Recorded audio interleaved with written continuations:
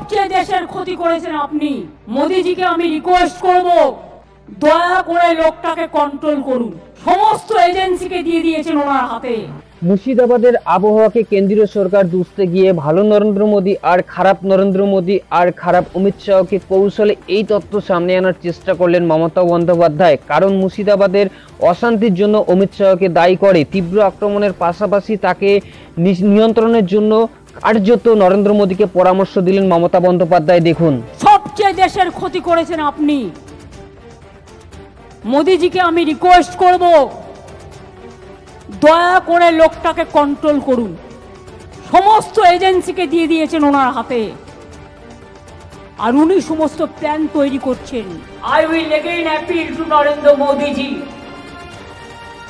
Under your prime ministership, don't allow any atrocious terrible to any community through your home minister.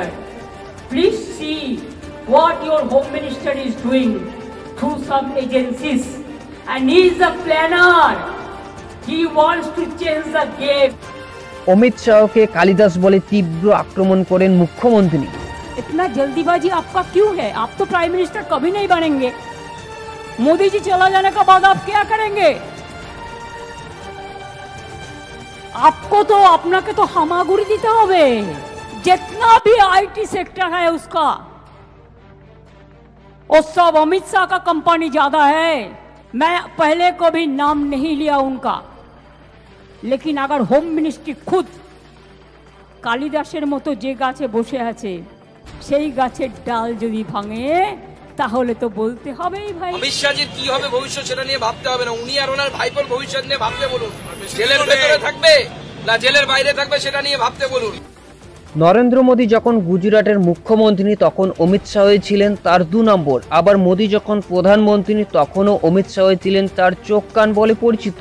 এবার সেই অমিত শাহের বিরুদ্ধে কার্যত নরেন্দ্র মোদীর কাছে নালিশ ঠুকলেন মুখ্যমন্ত্রী মমতা বন্দ্যোপাধ্যায়।